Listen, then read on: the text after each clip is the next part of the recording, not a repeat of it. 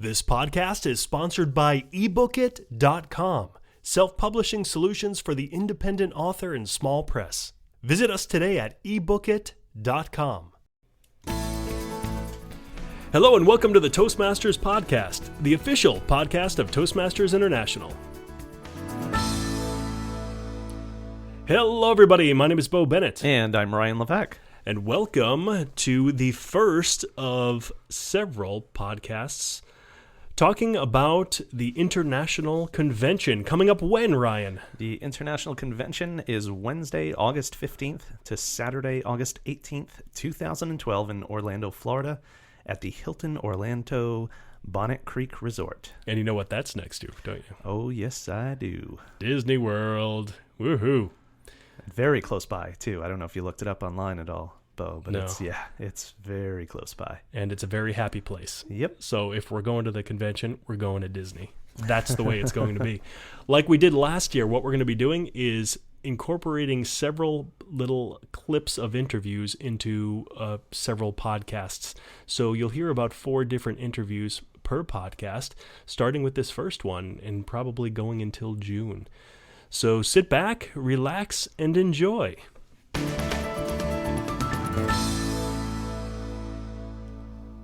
And joining us now is one of our presenters from the 2012 International Convention from Nashville, Tennessee, Mr. Sam Davidson. He's a professional speaker, entrepreneur, and author. Sam Davidson, welcome to the Toastmasters Podcast. Welcome, Sam. Thank you. Happy to be here. All right. Great to have you with us. So, Sam, I understand the title of your presentation this summer is From Public Speaker to Professional Speaker. What's your story? And tell us, what is the story about your presentation? What exactly does that mean, and what are you going to be speaking about? Absolutely. The title of the presentation comes from what I think is a fine line in the speaking world, in that a lot of people are great public speakers. They've learned the skills either through their local Toastmasters group or in the workplace or wherever else, but they're having a hard time figuring out, how do I take these skills as a public speaker and translate them into a career as a professional speaker? Much like we have amateur and professional athletes, I think we have the same with speakers. And it doesn't necessarily mean that the skill set is any less. It just means that they're not earning any or substantial income from that. And so in my presentation, I really want to showcase some different ideas that I've used and I've seen others use to make that transition from just a public speaker to a professional speaker and someone that is earning income that can support them, support their family. Now, is this something that everybody could do, or is not everybody cut out to be a professional speaker? No, I mean, so in the professional speaking world, you've got a few types of speakers. So you obviously have the celebrity or the well-known name, and that person, because they've done something else in life, maybe they've been a politician, maybe they've been a celebrity of some sort, they're sort of automatically a professional speaker because people invite them to the conference or the event for that kind of a wow factor. Right. But I think a lot of other people who are experts in a given field or who have a great career and great experience that they want to share can also make that transition. So I would say, yeah, as long as somebody has the skill set of a public speaker and they've trained, they've practiced, they've spent hours perfecting that craft, then they can translate that into an area where they can start earning a living and charging speaking fees. Sam, what do you consider a professional speaker? Somebody who just gets paid, or somebody who does it full time as a career? Yeah, it's a little both. Obviously, if somebody's going to do it full time as a career, there needs to be an income associated with that, unless they have some other source of income. But more often than not, I'm seeing more and more that people are paying speakers, and they're starting to pay them more and more if they're good at what they do and if they have something great to say and they have a great story to tell. And so I would define a professional speaker, yes, first of all, as somebody who is earning some kind of income.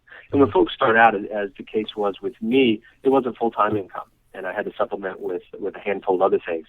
But over time, as people do it more, and if they are smart about building up a system, especially a referral system, where they can go back to clients and use that to generate new business, then over time they can go from just earning something to where they are building a career around it. All right.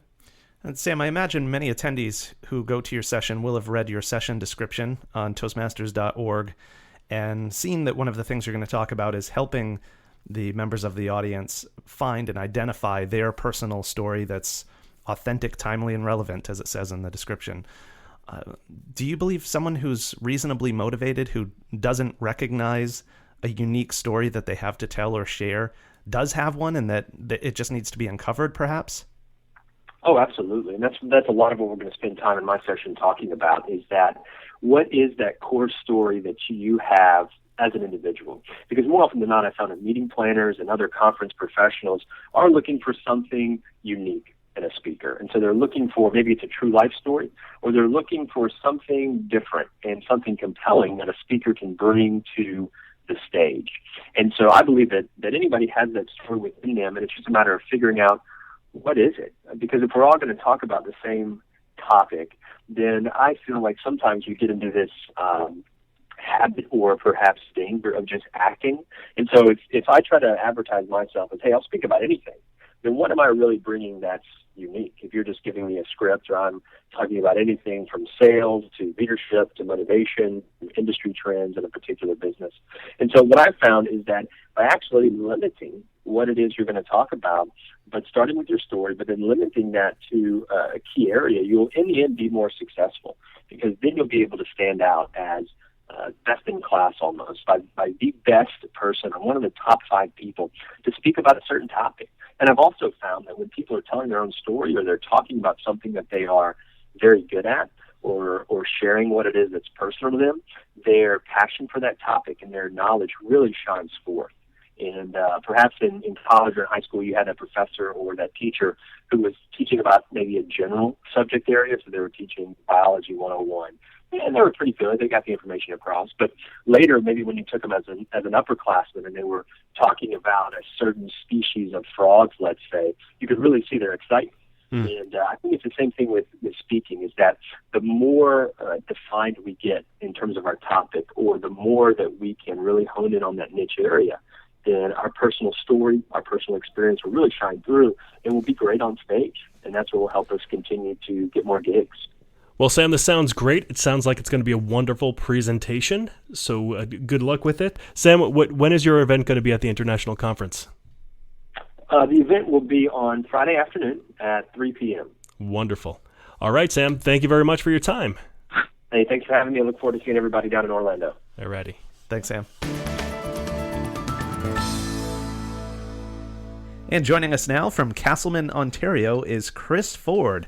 Chris is a distinguished Toastmaster, past international president, and a leadership and conflict management expert. Chris Ford, welcome to the Toastmasters Podcast. Welcome, Chris. Well, thank you very much, and thank you for that hearty round of applause. It's Yeah, great you to bet. be with you, gentlemen. Likewise, Chris. Chris, I understand your session title is Leading from the Middle. And That is right. my first question for you is, what does that mean, leading from the middle, in the context of the session you'll be presenting? Yes, what it means is that leaders, whether they know it or not, whether they like it or not, are in the middle of a much larger leadership environment. I think too often we tend to look at leadership as a relationship between the leader and the team, the leader and the followers, the leader and these other people who form an intimate relationship with the leader. But beyond that, there are many other individuals and perhaps organizations that influence leadership. So I want to expand the thinking beyond leader and team to the broader leadership environment. Now, Chris, what do you know about leadership? What have you ever led before? I've heard about it. Sounds like an interesting concept. You've led, what is it, 225,000 Toastmaster members? Is that the current number? Well, the current number is more like 270,000. When I was the international president in 07-08, yes, I think the number was about 240,000 or pushing that. I had hoped we would get to 250,000 that year, but we're certainly beyond that now. Wow.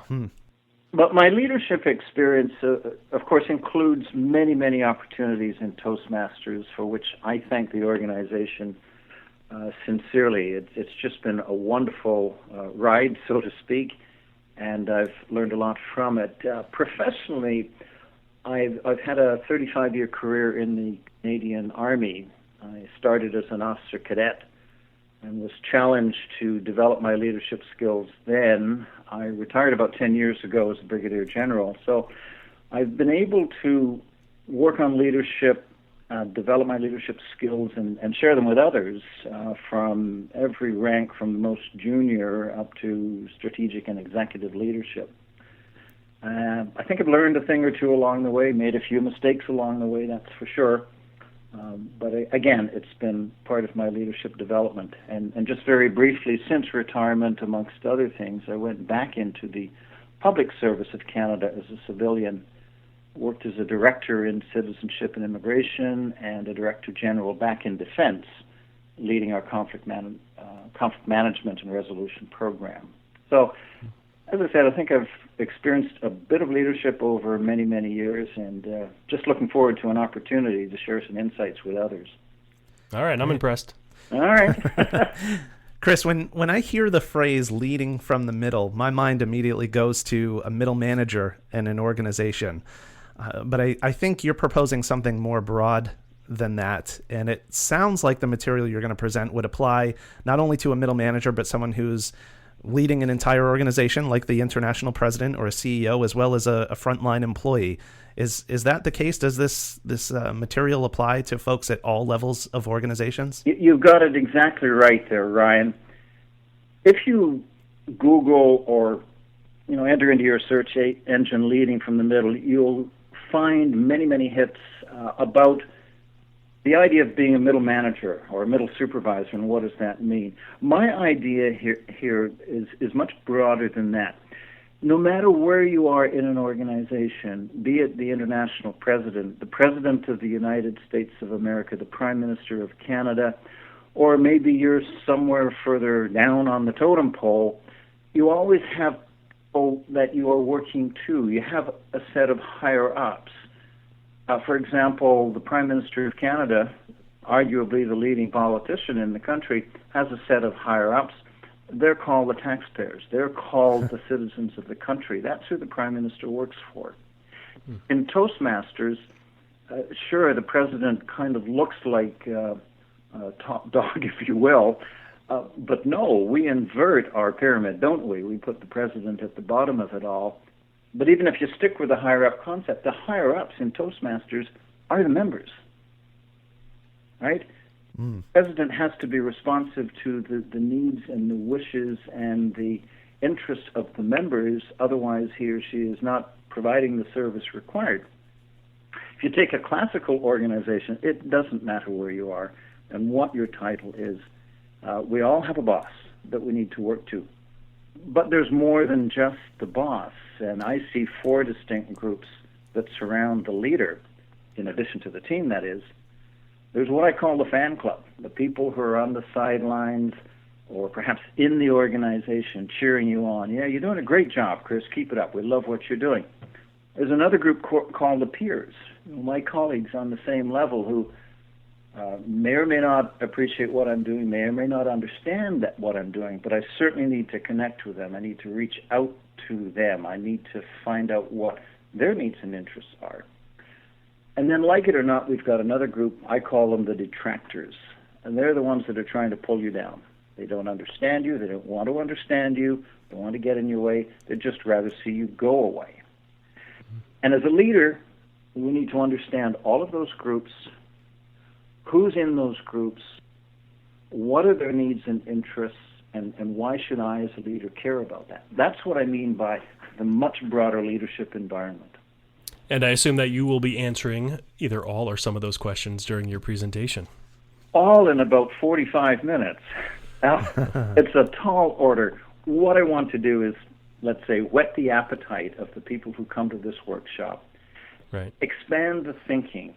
Get people to understand that there are these other groups. Oh, and did I mention the customer or the client or the membership that needs to be satisfied too? And I'll describe all of the complex relationships that exist. Sure, I will deal with the detractors in the fan club, but people in the fan club and the detractors and the higher-ups, they're all talking too, whether I like it or not, whether I know it or not. So how do we influence those communication relationships?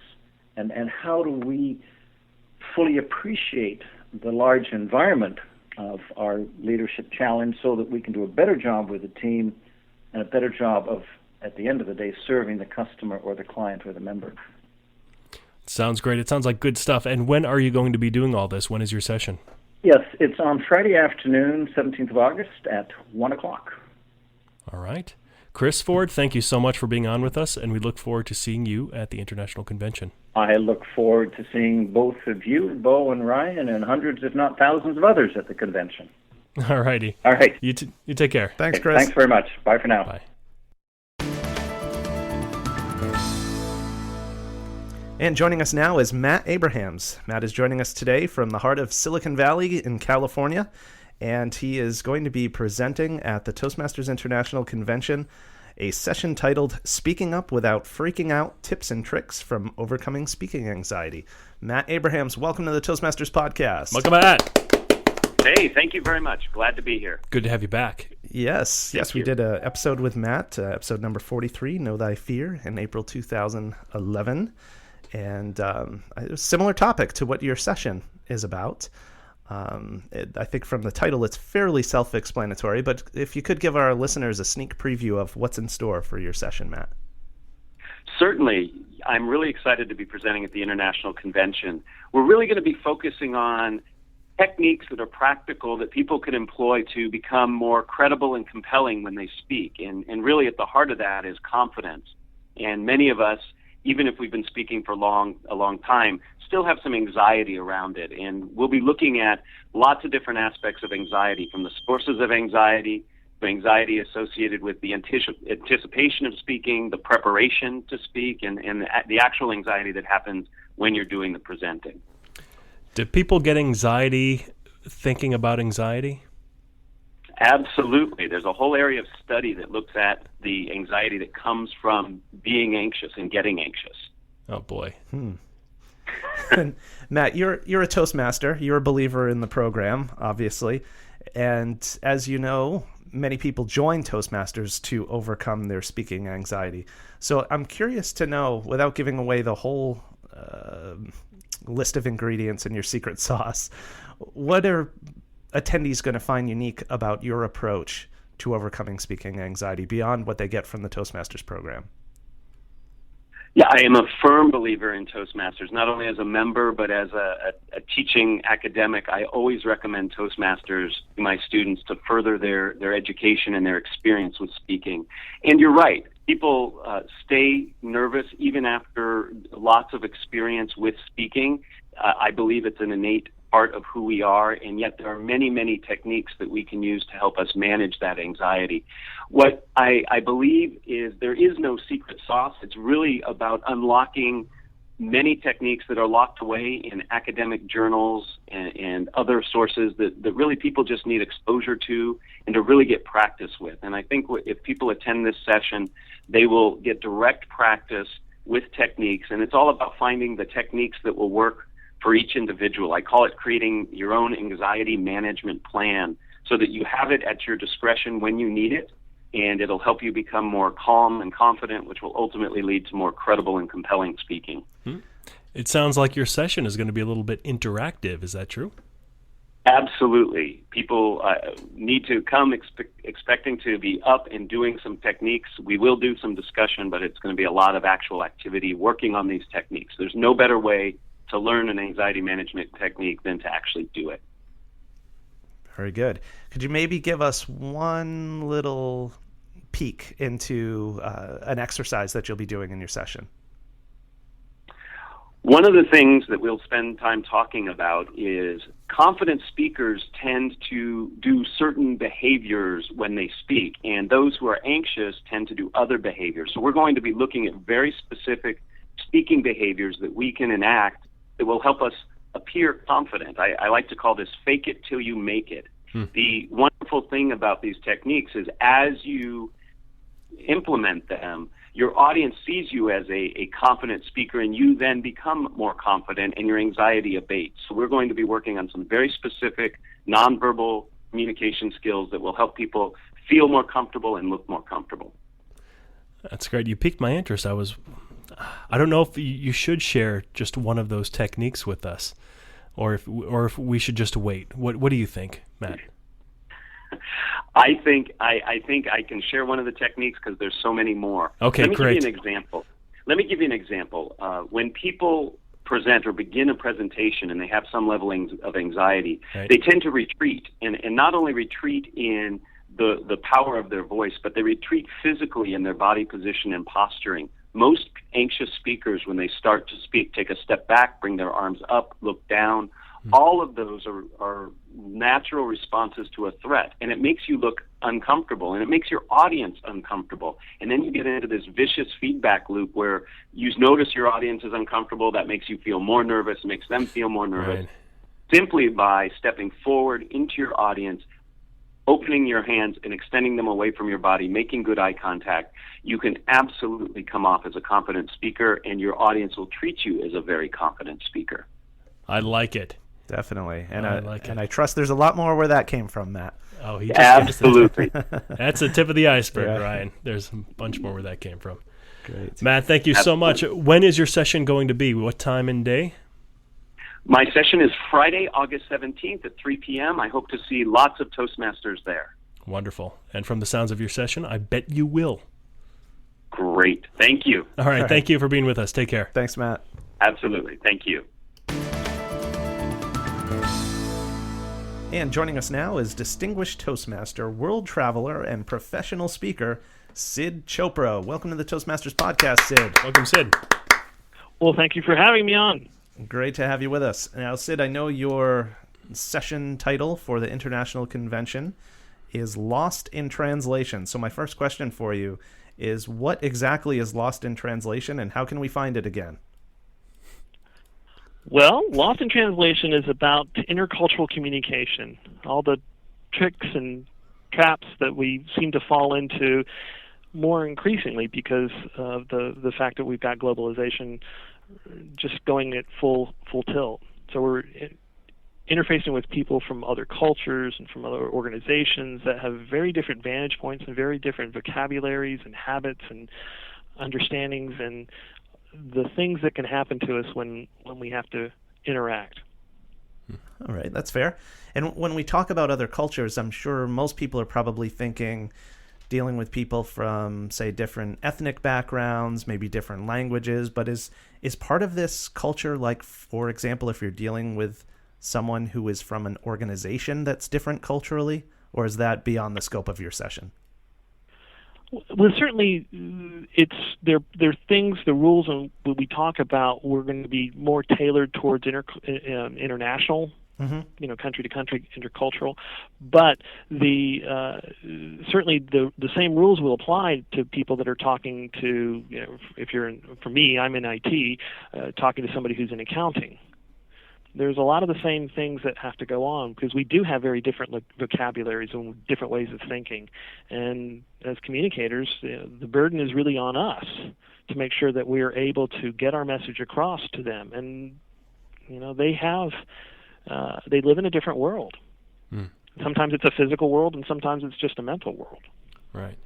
Now, I bet there are a lot of people from different cultures here in the States. So even if people aren't working internationally or working with people all over the world, they're still working with people from different cultures that happen to live here in the States. And I assume that your topic covers that as well. Oh, absolutely. Absolutely.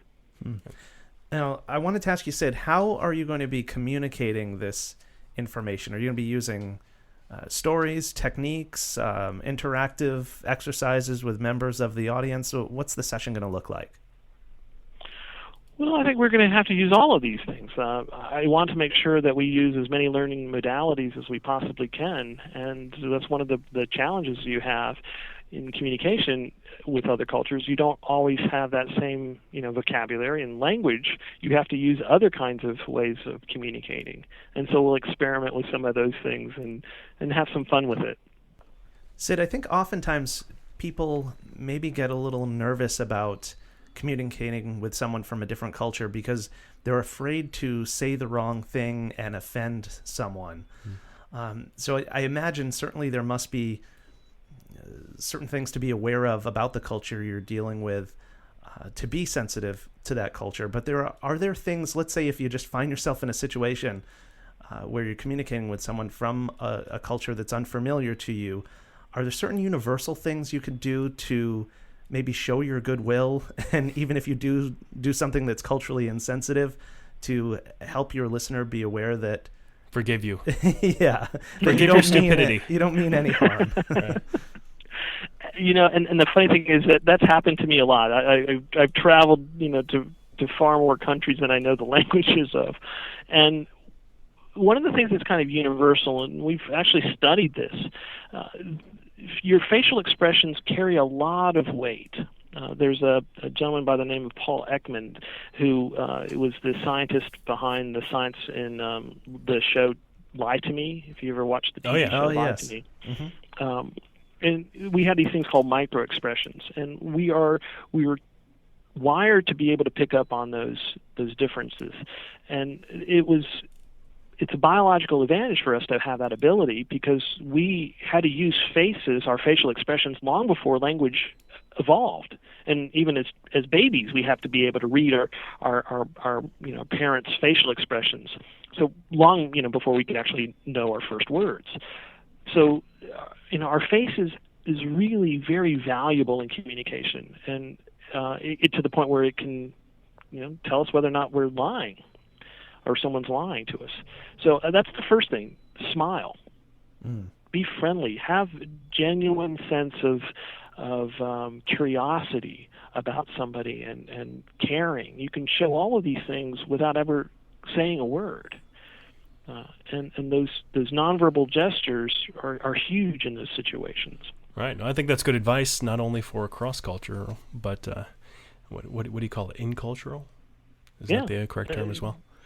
Yeah. We have this thing with something called incongruity. If I'm saying one thing but my facial expressions say another, it can hijack whatever I'm saying. Right. You'll listen to you'll believe more about what my face is telling you sometimes than you will what I'm saying in words. Right. Oh, this is good stuff. This is going to be great. And when is your session, Sid? It's on Thursday at 1:00. All right. And that's not this Thursday, but... No, it's not this Thursday. I think it's like August 16th. So you've got some time. You can register right now and reserve your spot. That's great. Great. Good stuff, Sid. Thank you so much for being with us. We really appreciate it. No problem. My pleasure. All right. We'll see you at the convention. Thanks, Sid. All right. Take care. Bye.